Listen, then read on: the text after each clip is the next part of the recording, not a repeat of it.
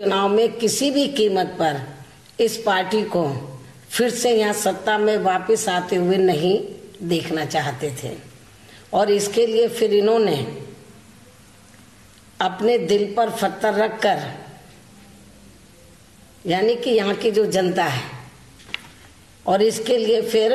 इन तीनों राज्यों की जनता ने अपने दिल पर पत्थर रखकर नहीं चाहते हुए भी यहाँ पूर्व में काफी वर्षों तक सत्ता में रही कांग्रेस पार्टी को ही अपना मजबूत विकल्प समझकर फिर अधिकांश अपना वोट इसी पार्टी को ही दे दिया, जिसका पूरा लाभ कांग्रेस पार्टी ने चुनाव में उठा लिया है, जिसको अब ये पार्टी लोकसभा आम चुनाव में भी इसे भुनाने की पूरी कोशिश करेगी, इसमें कोई संदेह नहीं है। लेकिन अच्छी बात ये रही कि ऐसे हालातों में भी हमारी पार्टी के लोगों ने इन दोनों पार्टियों से अर्थात कांग्रेस व बीजेपी से काफी कड़ा संघर्ष करके अपनी पार्टी व मूवमेंट के हित में अपने वोटों को काफी हद तक अपनी पार्टी के उम्मीदवारों को ट्रांसफर कराया है। लेकिन सीट जिताने में ज्यादा सीट जिताने में हमारे लोग कामयाब नहीं हो सके हैं। किंतु ऐसे हालातों में फिर भी मैं यहाँ अपनी पार्टी के सभी छोटे बड़े पदाधिकारियों व कार्यकर्ताओं का तथा जिन्होंने भी हमारी पार्टी को वोट दिया है उन सभी का मैं पूरे तहे दिल से आभार प्रकट करती हूँ। इसके साथ साथ यहाँ मैं पूरे देश के खासकर दलितों, आदिवासियों, पिछड़े वर्गों, मुस्लिम व अन्य धार्मिक अल्पसंख्यक समाज के लोगों को सावधानी के तौर पर ये भी कहना चाहूंगी कि इन वर्गों के लोगों की पहले कांग्रेस पार्टी के राज में ही यहाँ हर स्तर पर काफी ज्यादा उपेक्षा की गई है और अब बीजेपी व अन्य पार्टियों के राज में भी इनकी अभी तक भी उपेक्षा होनी बंद नहीं हुई है। इसलिए ऐसी स्थिति में फिर इन सभी पार्टियों के शासनकाल के चलते हुए कभी भी यहाँ इन वर्गों का सही विकास व उत्थान आदि नहीं हो सकता है। और इस संबंध में इन्हें मैं ये भी याद दिलाना चाहती हूँ कि आजादी के बाद केंद्र व राज्यों में ज्यादातर यहाँ कांग्रेस पार्टी ने ही एक सत्र राज किया है, लेकिन इस पार्टी के शासनकाल में इन वर्गों के लोगों का भला नहीं हो सका है।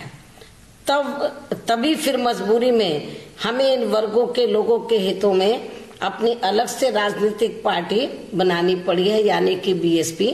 बनानी पड़ी है। अर्थात यदि कांग्रेस पार्टी ने बाबा साहब डॉक्टर भीमराव अंबेडकर की सोच के मुताबिक चलकर इन वर्गों का विकास व उत्थान पूरे ठीक ढंग से कर दिया होता तो फिर इन वर्गों के लोगों को अपने हितों में अपनी अलग से पार्टी नहीं बनानी पड़ती और ना ही फिर बीजेपी भी हमें अब यहाँ फलती फूलती नजर आती। किंतु हमें ये भी मालूम है कि ये पार्टियां इन वर्गों के प्रति अपनी हीन व जातिवादी एवं संकीर्ण मानसिकता के चलते हुए हमारी पार्टी को आसानी से ये कामयाब नहीं होने देना चाहती हैं। इससे हमारी पार्टी के खासकर इन वर्गों से जुड़े लोगों को अपनी कतई भी हिम्मत नहीं हारनी है, बल्कि इन लोगों को इनके सभी हथकंडों का मुकाबला करते हुए फिर यह अपनी पार्टी व मूवमेंट को आगे बढ़ाना है। और अभी जिन राज्यों में विधानसभा के आम चुनाव हुए हैं जिसमें हमारी पार्टी को अपनी उम्मीद के हिसाब से ज्यादा अच्छा रिजल्ट नहीं मिल सका है, तो उसके मुख्य कारणों को अपने लोगों को पूरी गंभीरता से समझना है और इन्हें फिर से तैयार होकर यह अपनी पार्टी व मूवमेंट को आगे बढ़ाना है। और इन्हें अब आगे देश में लोकसभा के होने वाले आम चुनाव में अपनी पार्टी का यहाँ बेहतर रिजल्ट लाने के लिए अभी से ही पूरी जी जान से जुट जाना है। ऐसी मेरे पूरे देश में अपनी पार्टी के लोगों से ये पुरजोर अपील भी है।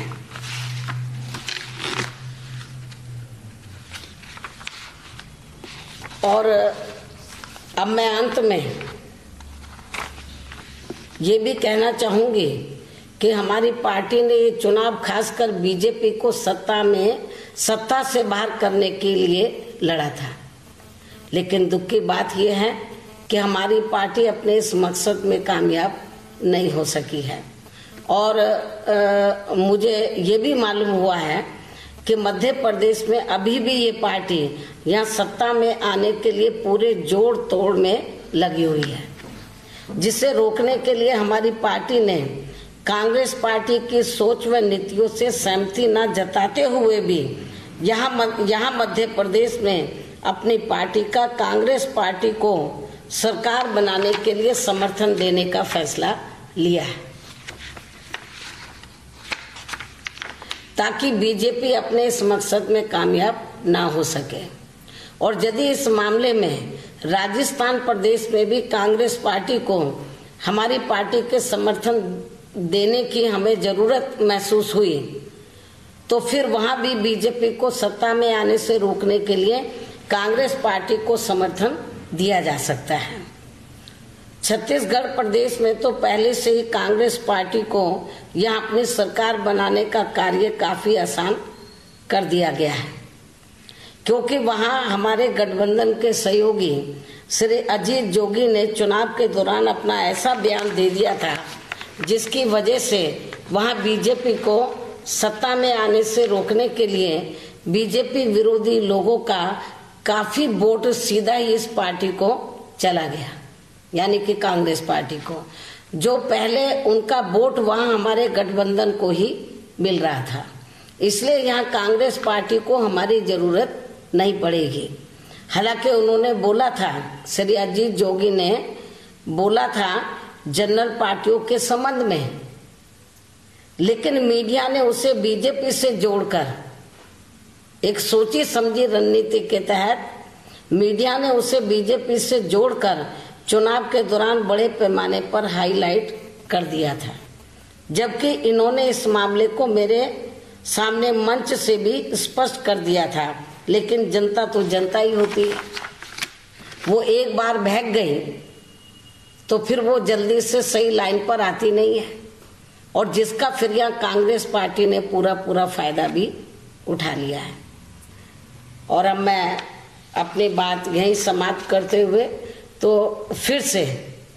मैं इन राज्यों में हमारी पार्टी के लोगों ने पूरी ताकत लगा के हम अपनी पार्टी का अच्छा रिजल्ट दिखा सके, लेकिन कुछ कारण